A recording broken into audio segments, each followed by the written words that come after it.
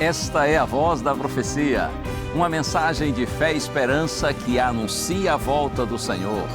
Alegre-se, porque ainda dentro de pouco tempo, aquele que vem virá e não tardará.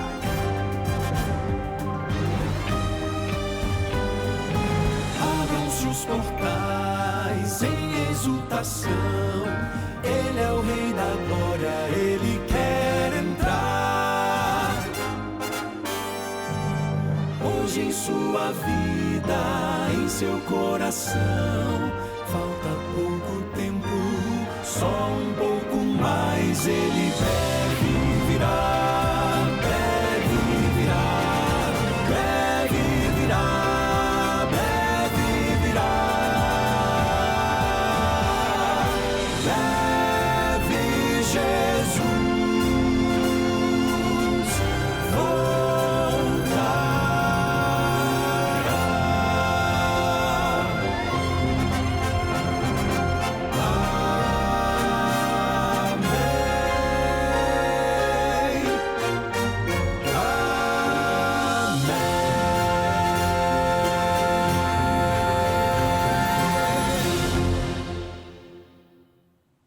Chegou o dia, chegou a hora e é sempre uma alegria estar com você mais uma vez aqui no seu programa A Voz da Profecia.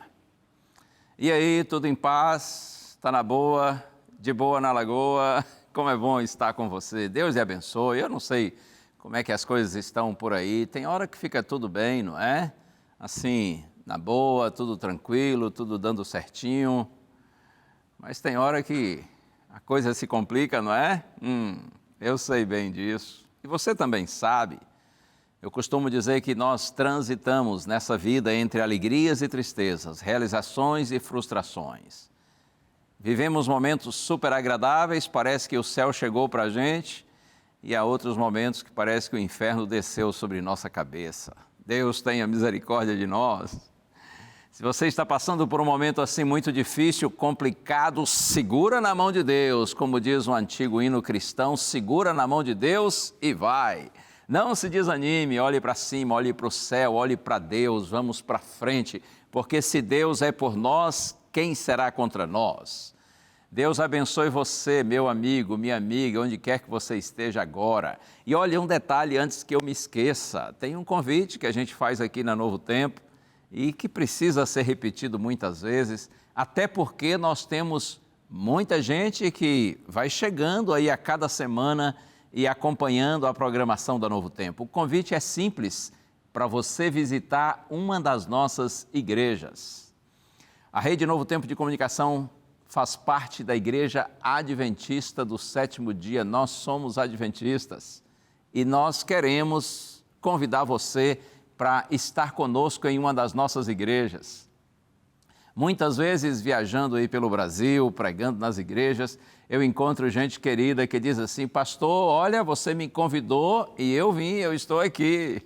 Como é bom encontrar esses queridos telespectadores que atendem gentilmente o convite que nós fazemos. Os nossos cultos na Igreja Adventista, geralmente eles ocorrem aos sábados, a partir das 9 da manhã, domingos e quartas-feiras, a partir das 7h30 da noite. E se você não sabe onde tem uma igreja adventista, é só você entrar no site que você vê aí, encontreumaigreja.com.br. Assim você vai descobrir a nossa igreja, que está mais próxima aí da sua casa, e você nos dá o prazer de nos visitar. Será uma alegria participar de um culto com você. O culto é sempre com o propósito, é lógico, de adorar a Deus, né? De glorificar o nome do Senhor. A gente canta louvores, ouve louvores, nós fazemos orações e a parte central do culto, quando a Bíblia é aberta e a palavra de Deus é lida, explicada e aplicada para nós. É um momento sublime, é maravilhoso estar na casa do Senhor. Você é convidado com muito carinho. E eu já tenho aqui nas minhas mãos esta revista, a nova edição da revista Esperança Sem Tabus. Se você ainda não tem essa revista, e é provável que você não tenha, é só você solicitar que a gente manda para você gratuitamente. Você já parou para refletir sobre o propósito de Deus para o casamento? Até quem diga que quem casa não pensa, e quem pensa não casa, misericórdia. Mas olha, eu gostaria de dizer para você que viver um relacionamento feliz, duradouro, profundo, alinhado com os planos divinos, isso é possível. A Bíblia nos oferece uma direção clara e transformadora. Essa edição da revista Esperança Sem Tabus vai ajudar você a conhecer melhor os princípios eternos de Deus que podem transformar a sua vida conjugal. Todo o conteúdo aqui foi elaborado pela nossa querida Darleide Alves, que apresenta os programas Consultório de Família e Entre Família aqui na TV Novo Tempo. Você deseja fortalecer, restaurar o seu compromisso com o seu cônjuge e com essa instituição sagrada que é o casamento? Essa, sem dúvida, é uma oportunidade para você investir no seu futuro e no seu casamento, e também até em sua espiritualidade. Acredite, amigo, amiga, existe sim um caminho seguro, santo e feliz para a vida conjugal, e ele começa com o conhecimento da verdade. Entre em contato com a gente, peça a sua revista Esperança, ligue agora para 0 mais o código da sua operadora 12 21 27 31 21, tá bom? E se você preferir, você pode mandar uma mensagem pelo WhatsApp. O número está aí, 12 98244 44 49. E você vai receber, sem custo algum, esse material precioso, que eu tenho certeza que vai ser uma bênção na sua vida. Tudo que a Novo Tempo prepara aqui e envia gratuitamente para você é com o objetivo de conduzir você para a direção de Deus. Porque não há nada mais sublime, mais especial na vida do que a gente conhecer o Senhor, amar o Senhor e viver de acordo com as orientações dEle, em todos os aspectos da nossa existência, inclusive, evidentemente, em nosso relacionamento conjugal. Mas agora é hora de música. E o Quarteto Arautos do Rei já está pronto para cantar. E essa música fala da nossa bendita esperança. Ouça agora, Arautos do Rei, Eu Quero Ir ao Lar com Cristo.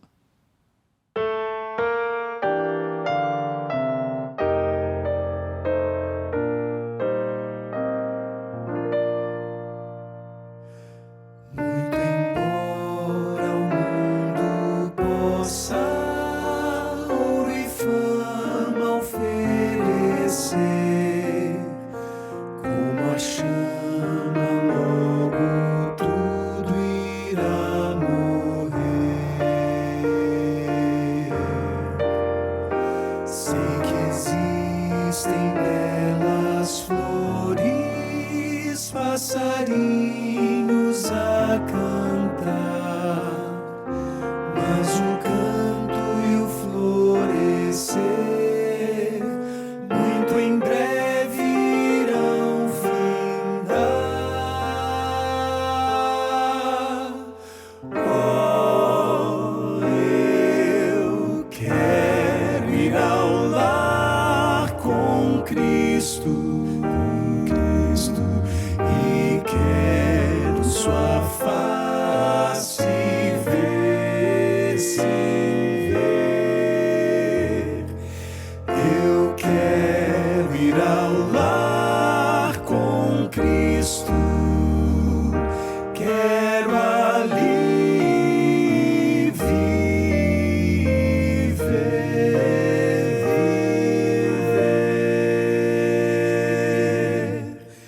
Neste mundo de tristeza, sofrimento e dor sem fim, eu no escuro vejo as luzes do porvir. Vou andando e vou sozinho, todos tremem de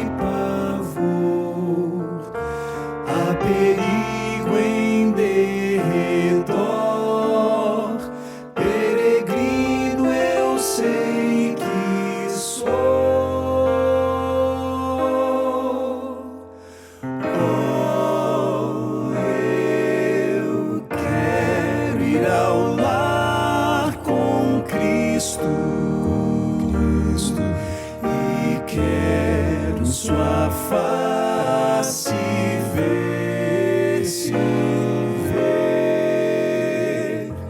Eu quero ir ao lar com Cristo, quero ali viver.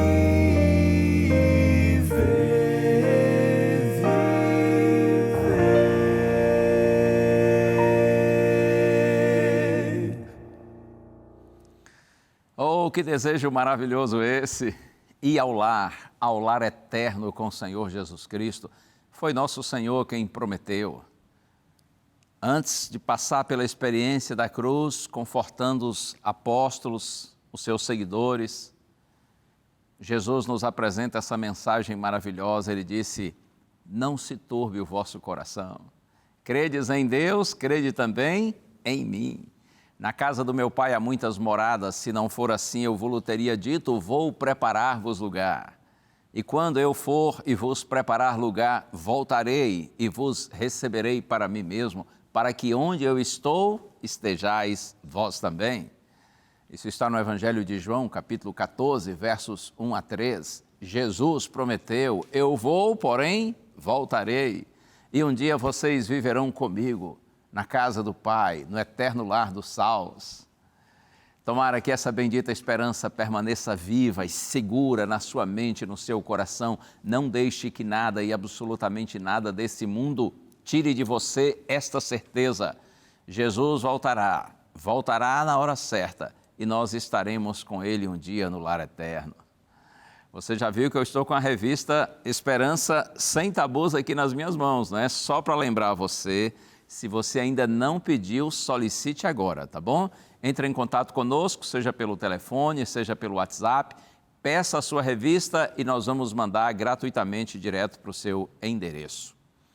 Hora de intervalo, rapidinho aqui no programa A Voz da Profecia, mas eu já volto para a gente refletir nesse tema que você já viu, frente a frente com a verdade. Fica aí que eu já volto. Cristo, te entrego meu coração, quero seguir-te com prontidão, obedecer-te sem vacilar. Isto farei por Cristo, o que farei de Cristo. Não posso.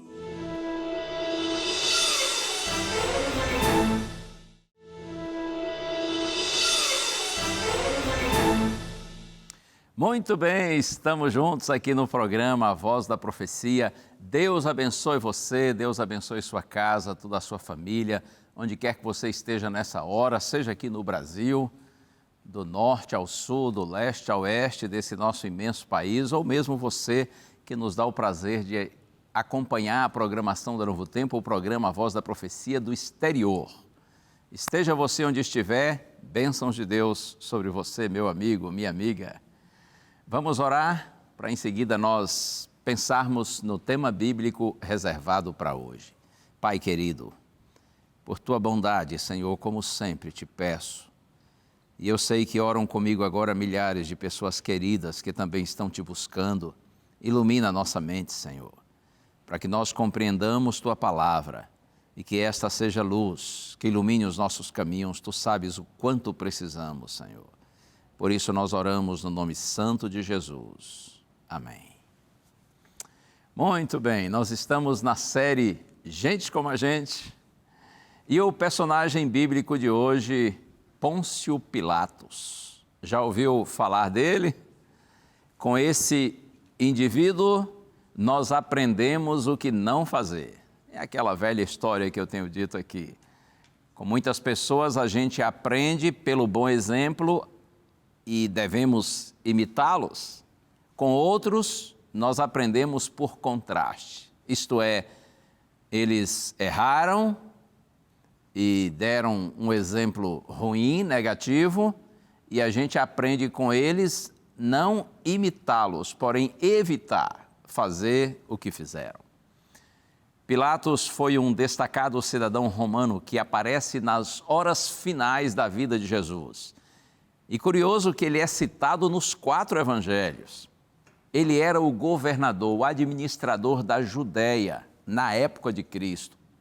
Os governadores eram administradores de origem nobre, indicados pelo imperador para liderarem uma subdivisão de uma província. Na época de Cristo, a Judéia, região ali de Jerusalém, era uma subdivisão da província romana da Síria.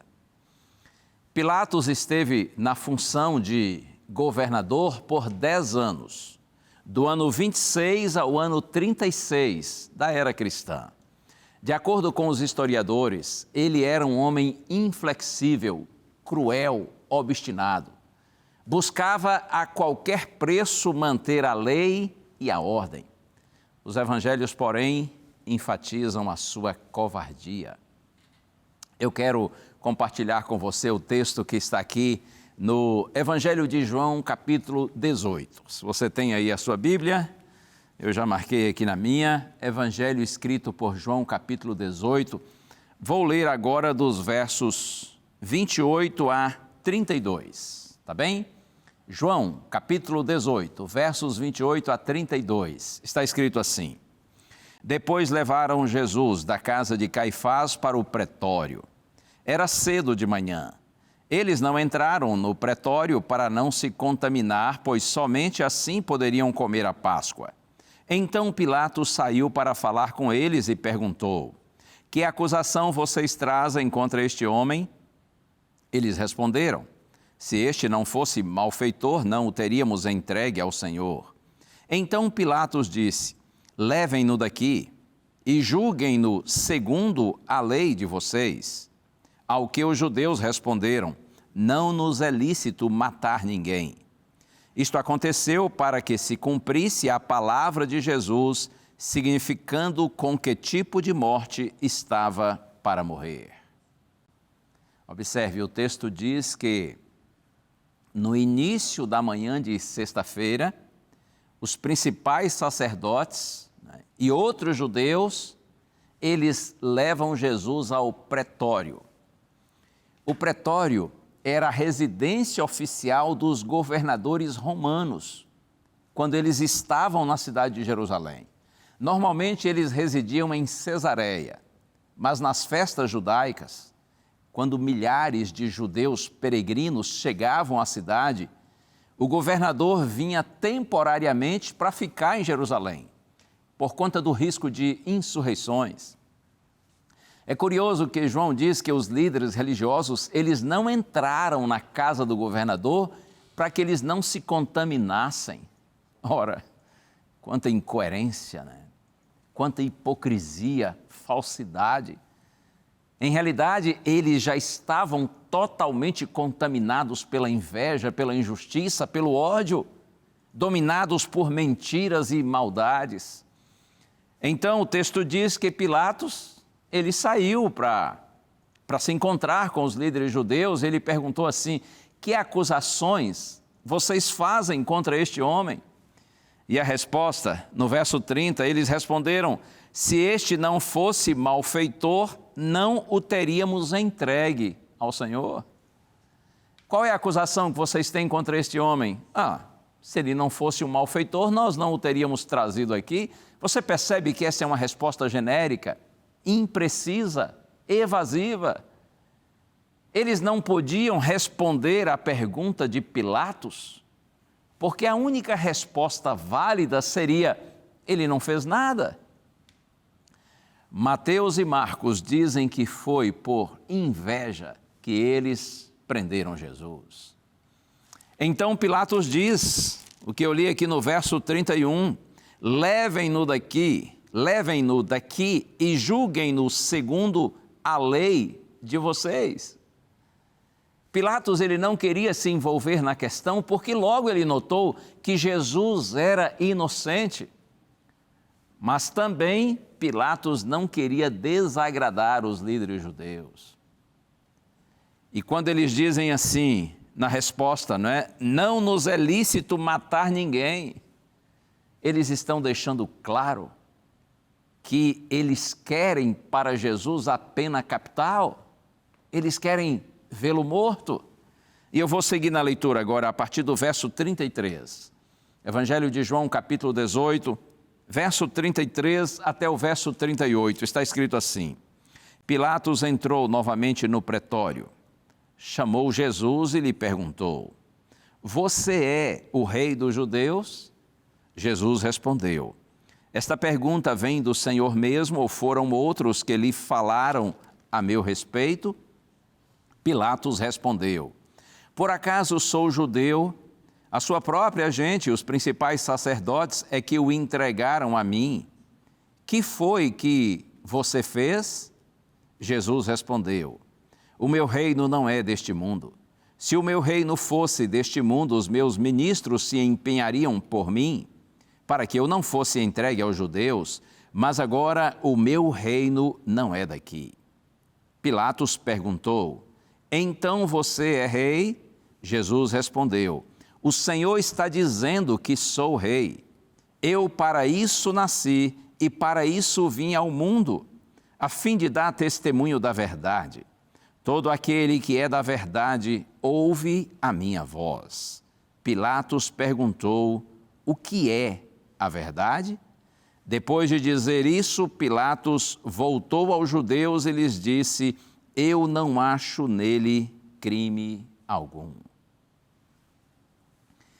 A pergunta: Você é o rei dos judeus? Sabe, naquele momento, depois de uma noite de tanto sofrimento, na mão dos seus cruéis inimigos, nada havia em Jesus que o identificasse como um rei, que fizesse com que ele parecesse um rei. Então Jesus responde à pergunta de Pilatos: Você é o rei dos judeus? Com uma outra pergunta, como ele costumava fazer, para provocar uma reflexão em quem o questionava. No verso 34 aqui que eu li, Jesus diz assim: Esta pergunta vem do Senhor mesmo ou foram outros que lhe falaram a meu respeito? Sim, essa pergunta vem do Senhor. Seria como perguntar assim: Você me conhece? O que você sabe? O que você pensa a meu respeito? Mas Pilatos, ele não queria se comprometer com Jesus. Ele queria apenas resolver o problema, agradar os judeus e ao imperador para se manter no seu cargo, na sua posição. E conforme eu li aqui nos versos 35 e 36, Pilatos pergunta a Jesus: Por acaso sou judeu? A sua própria gente, os principais sacerdotes, é que o entregaram a mim. O que foi que você fez? Então Jesus respondeu: O meu reino não é deste mundo. Por sua compaixão para com o angustiado, inseguro e covarde governador, Jesus decidiu responder à sua primeira pergunta, quando diz: O meu reino não é deste mundo, o meu reino não é daqui. Eu nasci neste mundo para dar testemunho da verdade, e todo aquele, disse Jesus, que é da verdade, ouve a minha voz. Oh, que lindo isso! Todo aquele, disse Jesus, que é da verdade, ouve a minha voz. Nosso Senhor veio aqui primeiramente para estabelecer o reino da graça de Deus, um reino que é espiritual, preparatório para o futuro reino da glória. Jesus veio para testemunhar da verdade, porque após séculos de escuridão, de trevas espirituais, o inimigo havia deturpado a verdade a respeito de Deus, da humanidade, da vida e da salvação. E Jesus afirma: todo aquele que é da verdade ouve a minha voz. Isso me faz lembrar o que Jesus disse ao se apresentar como o bom pastor. João 10, verso 27, ele diz assim: As minhas ovelhas ouvem a minha voz. Eu as conheço e elas me seguem. Interessante que, perplexo diante de uma resposta inesperada, Pilatos então faz a grande pergunta: o que é a verdade. Perguntou, mas não parou para ouvir a resposta, porque seu interesse era outro. Pilatos estava de frente ou diante da própria verdade, estava frente a frente com a verdade, porém a Bíblia diz que ele virou as costas. A realidade é que nem Pilatos, nem os líderes religiosos dos judeus queriam conhecer a verdade. A verdade para Pilatos era resolver aquele problema para manter-se em sua posição. A verdade para os sacerdotes e anciãos do povo era matar Jesus e livrar-se dele. Acredite, na vida é assim.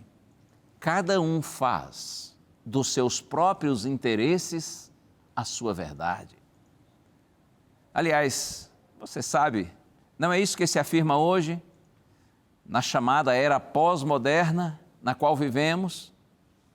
Prevalece o pensamento de que não existe uma verdade absoluta. A ideia é de que a verdade ela é relativa, sendo que cada um tem a sua própria verdade. O que é verdade para você pode não ser para mim. O que é verdade para mim pode não ser para você. Dessa forma, o ser humano, de acordo com sua conveniência, com sua época, com suas vivências e auxiliado pela ciência, determina o que é verdade ou não.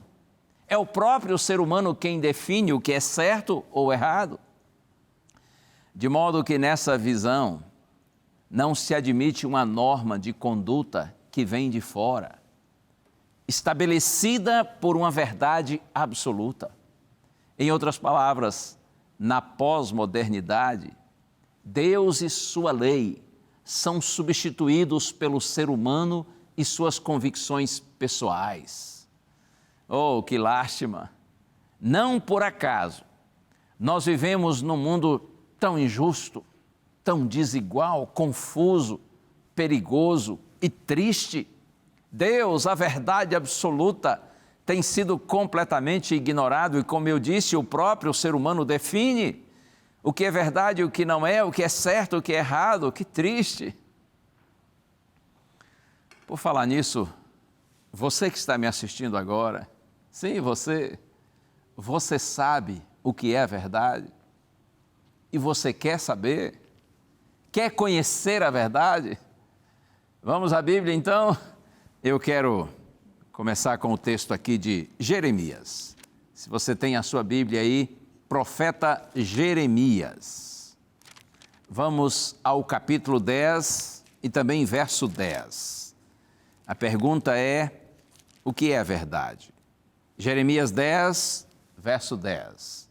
Na minha Bíblia está escrito assim: mas o Senhor é o verdadeiro Deus.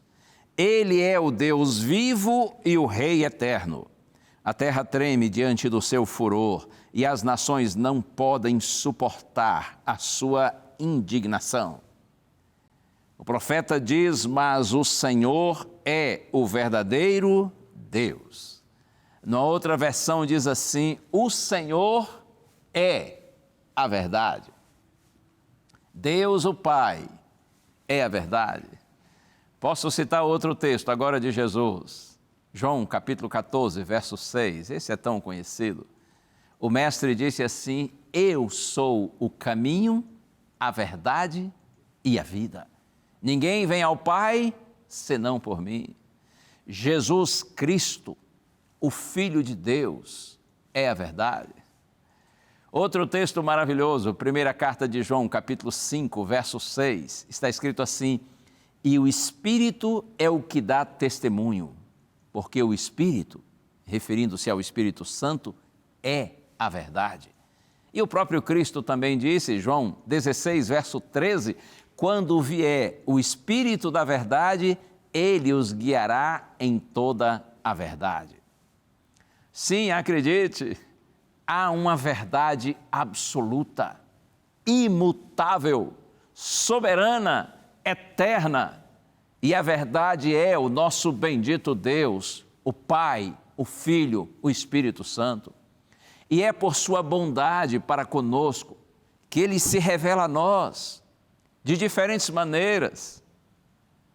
Exemplo, Deus, a verdade eterna e imutável, Ele se revela a nós por meio da sua palavra, a Santa Bíblia, escrita por homens, mas inspirada por Deus. A Bíblia é a revelação especial, a revelação escrita.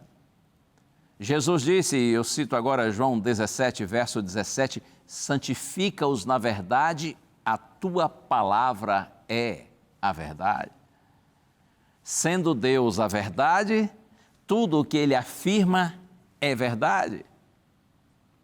No entanto, eu não tenho dúvida, e creio que você também não, a mais espetacular revelação de Deus à humanidade, a suprema manifestação divina, se deu quando o próprio Filho de Deus tornou-se verdadeiramente homem e habitou entre nós, veio viver conosco.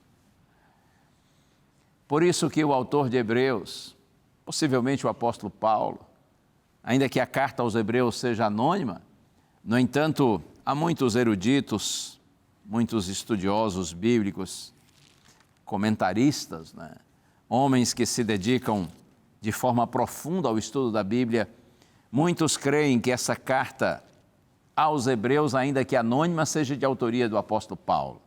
Então eu vou considerar a autoria de Paulo como uma possibilidade. Veja, aqui na carta aos Hebreus, Paulo começa essa magnífica carta com essas palavras. Eu leio Hebreus capítulo 1, versos 1 e 2.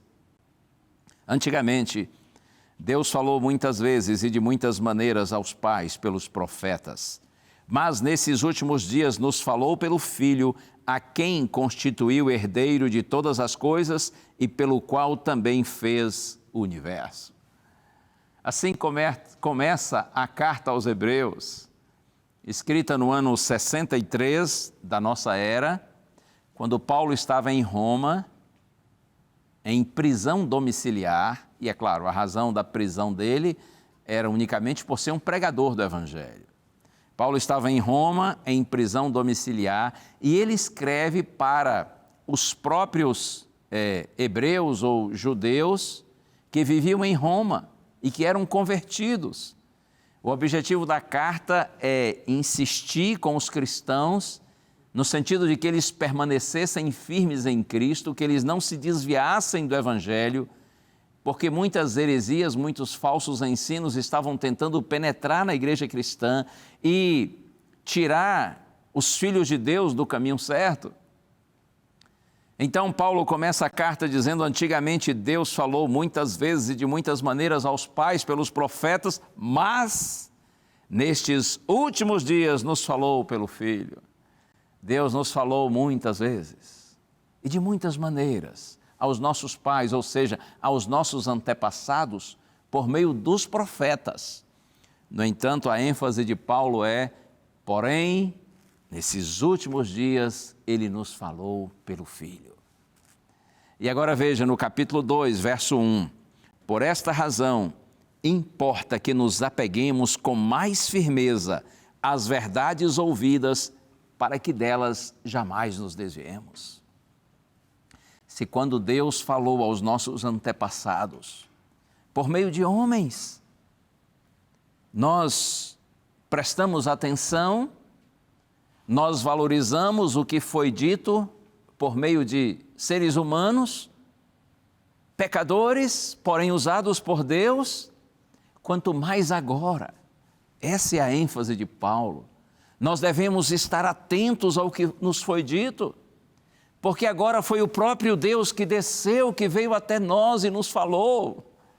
Por esta razão importa que nos apeguemos com mais firmeza às verdades que nós temos ouvido, às verdades vindas diretamente da boca do Senhor, para que delas, Paulo diz, nós jamais nos desviemos.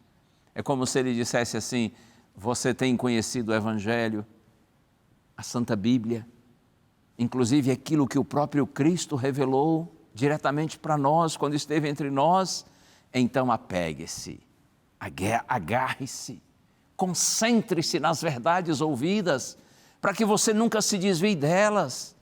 Veja que aqui está implícita uma advertência, de que é possível sim aquele que tem tido o privilégio de conhecer as verdades bíblicas, evangélicas, desviar-se delas. Então Paulo diz, ei, presta atenção, apegue-se, agarre-se, concentre-se, para que dessas verdades você jamais se desvie. Bom, na próxima semana nós vamos continuar com o nosso personagem, né? Pilatos. Mas hoje eu quero concluir com algumas outras reflexões, inclusive com a oração de Davi e uma promessa divina. No Salmo 86, verso 11, o salmista diz assim, Davi diz, ensina-me, Senhor, o teu caminho, para que eu ande na tua verdade. Põe no meu coração o desejo de temer o teu nome. Eu gosto disso. Vou ler aqui na Bíblia para ficar bem certinho mesmo. Vamos ver se eu disse certo. Eu disse Salmo 86, verso 11. Ensina-me, Senhor, o teu caminho e andarei na tua verdade. Põe no meu coração o desejo de temer o teu nome. Que bonita oração é essa, não é? E eu tenho certeza que Deus se agrada ao ouvi-la. E mais do que agradar-se, Deus se dispõe a respondê-la. Quando você, com sinceridade de coração, diz assim, Senhor, ensina-me o teu caminho, a tua vontade, a tua direção. E andarei na tua verdade, como que dizendo assim, Senhor, eu quero aprender para praticar, para seguir, para obedecer. Eu não quero só aprender, eu quero viver aquilo que é o teu propósito, a tua vontade para a minha vida. Não é bonita essa oração? Ensina-me, Senhor, o teu caminho e andarei na tua verdade. Põe no meu coração o desejo de temer o teu nome. O temer a Deus aqui, evidentemente, que não é em relação a ter medo de Deus. O temer a Deus aqui é reverenciá-lo, adorá-lo, ter um coração disposto a obedecer a Deus, a reconhecer que Deus é Deus e colocá-lo no devido lugar, que é o primeiro lugar em nossa vida. Senhor, ensina-me o teu caminho e andarei na tua verdade. Põe no meu coração o desejo de temer o teu nome. E agora veja que promessa linda. Eu vou a Jeremias, capítulo 33, no verso 3. Através do profeta Jeremias, Deus diz agora para você e para mim, chame por mim e eu responderei. Eu lhe anunciarei coisas grandes e ocultas que você não conhece. Não é maravilhoso isso? Chame por mim e eu responderei. Eu lhe anunciarei coisas grandes e ocultas que você não conhece ou que você não sabe. Deus está dizendo para você nessa hora, meu amigo, chame por mim. Ei, chame. Você está perdido aí nesse mundo cheio de verdades, entre aspas. Nesse mundo que diz que uma verdade absoluta não existe, que toda verdade é relativa, e você fica confuso, infeliz, perturbado, perturbada, diante de tantas ideias, tantas ideologias, tantas teorias, tantas fantasias, não é? Crendices, superstições. Você sente no seu coração um desejo verdadeiro de encontrar o caminho certo. Nessa hora Deus está dizendo assim, filho, filha, chame por mim e eu responderei e lhe anunciarei coisas grandes e ocultas que você não conhece. Chame por mim, me busque. Eu não vou deixar você perdido e não vou deixar que o mundo faça com que você se perca. Se o seu coração se abrir para mim e você me buscar com sinceridade, você vai me encontrar. Chame por mim, eu lhe responderei. Eu lhe anunciarei coisas grandes e ocultas que você não conhece. Eu me lembro quando garoto, eu tinha aí meus 10 para 11 anos de idade, e o Evangelho chegou à minha casa, chegou para os meus pais. Apesar de novinho, eu me lembro muito bem da alegria dos meus pais quando alguns irmãos queridos da Igreja Adventista foram à nossa casa e começaram a estudar a Bíblia com a gente. Nós tínhamos Bíblia em casa, mas normalmente ficava na estante, uma Bíblia assim bem grossa. A gente olhava para aquele livro com respeito, entendendo que aquele era um livro de Deus, que falava de Deus, mas a verdade é que nós não tínhamos o costume de ler a Bíblia. E os meus pais tinham um pensamento de que uma pessoa comum não conseguia entender a Bíblia. Somente os líderes religiosos é que saberiam ler e explicar. Então nós tínhamos muito respeito pela Bíblia, mas a Bíblia ficava na estante, nós não líamos. Até que alguns irmãos queridos, ao terem amizade com os meus pais, foram à nossa casa e gentilmente começaram a estudar a Bíblia com a gente. E eu me lembro da alegria dos meus pais quando encontravam partes da Bíblia que eles não conheciam. E o Espírito Santo agia na mente e no coração deles para que eles entendessem.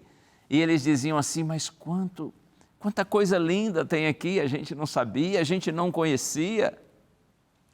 Mas eu me lembro também que além da alegria por conhecer verdades preciosas que eles não entendiam e que eles nem sabiam que essas verdades estavam na Bíblia, eu também me lembro que em alguns momentos meus pais sentiam como que uma dor no coração, quando encontravam verdades que eram contrárias àquilo que eles imaginavam ser o certo, e eles diziam assim, mas a gente passou tanto tempo fazendo uma coisa achando que era da vontade de Deus e agora a gente sabe que não é.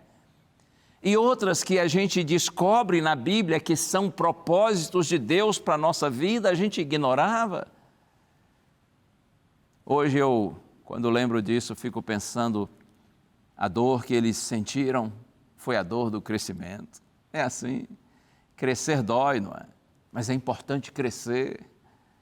Quando você encontrar verdades bíblicas que confrontam você com suas ideias anteriores, quando você encontrar verdades bíblicas que são contrárias àquilo que você pensou antes ser a verdade ou ser o certo, isso vai machucar, vai doer em você, mas lembre-se, é a dor do crescimento. É preferível sofrer com a verdade a alegrar-se, iludir-se com a mentira.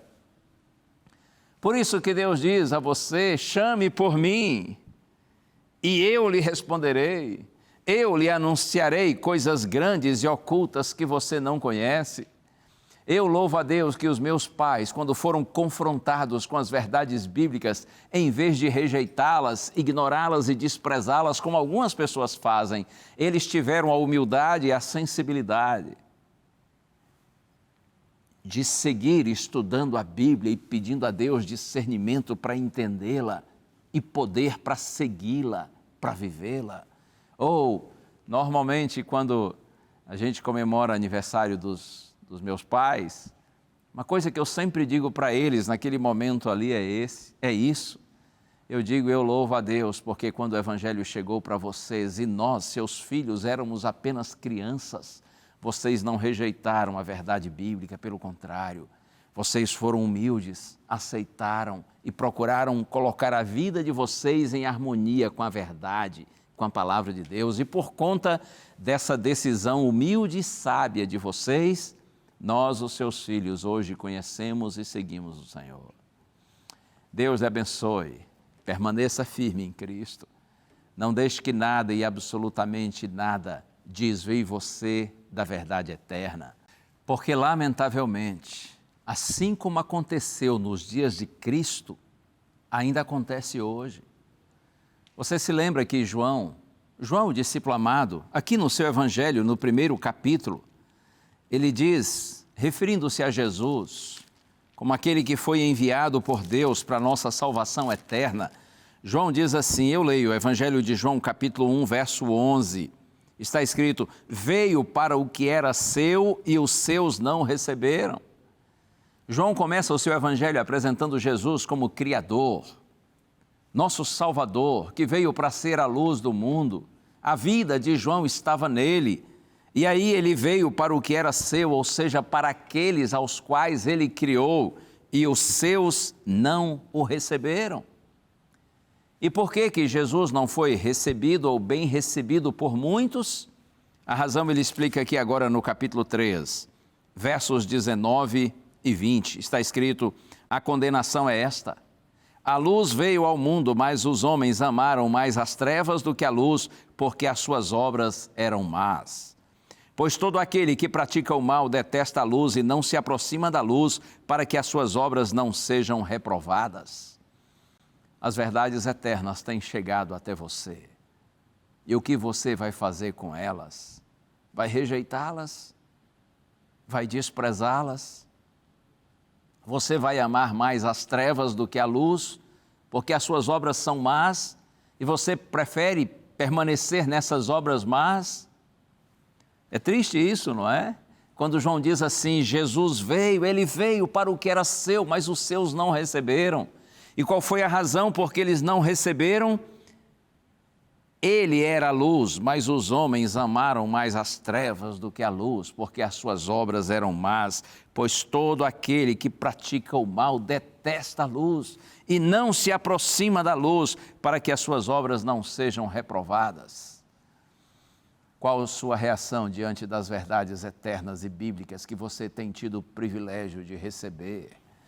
Mas eu louvo a Deus, porque ainda que muitos tenham rejeitado Jesus, o próprio João também diz aqui no capítulo 1, agora no verso 12, mas a todos quantos o receberam, deu-lhes o poder de serem feitos filhos de Deus, a saber, aos que creem em seu nome. Oh, louvado seja o Senhor!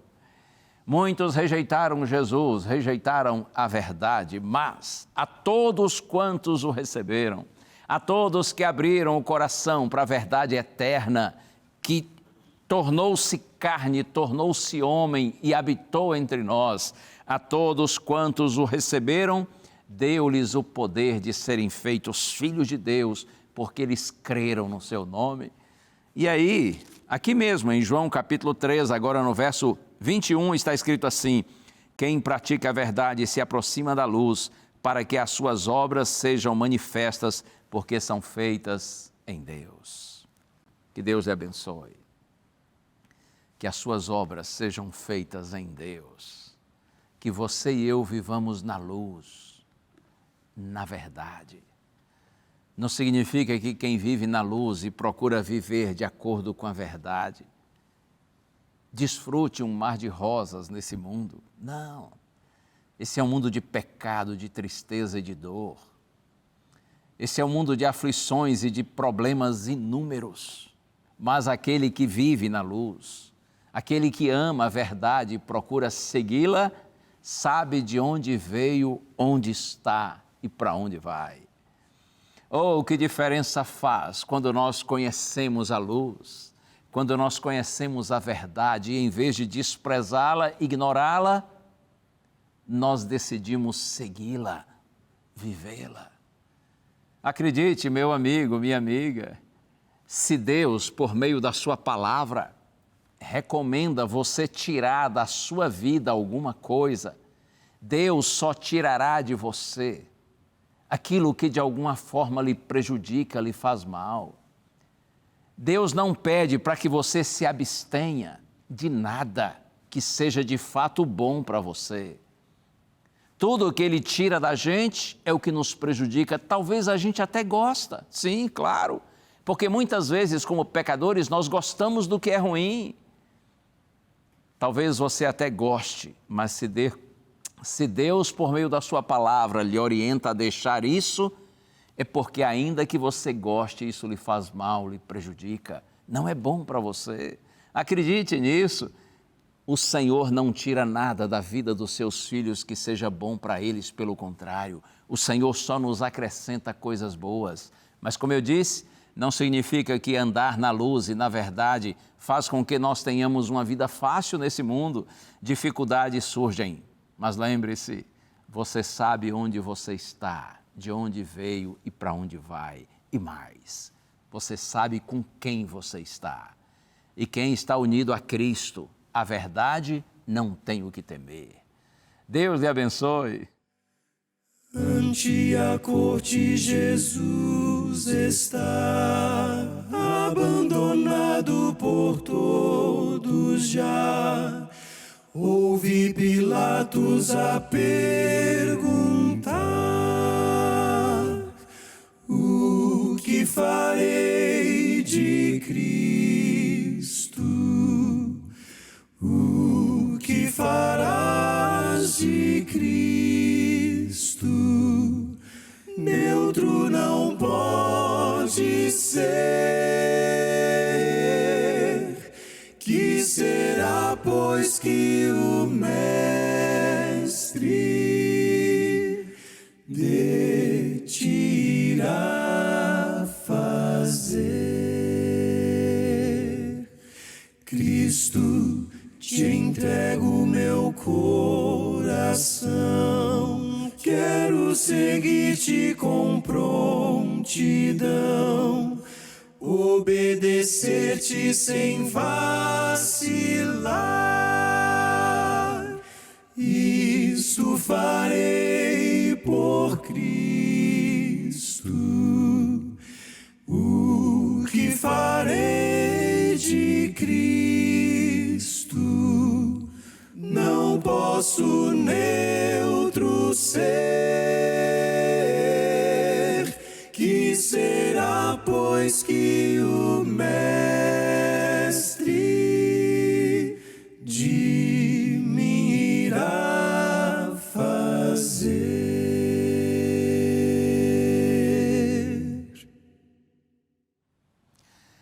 Essa é uma pergunta que todo ser humano, em algum momento da vida, precisa responder.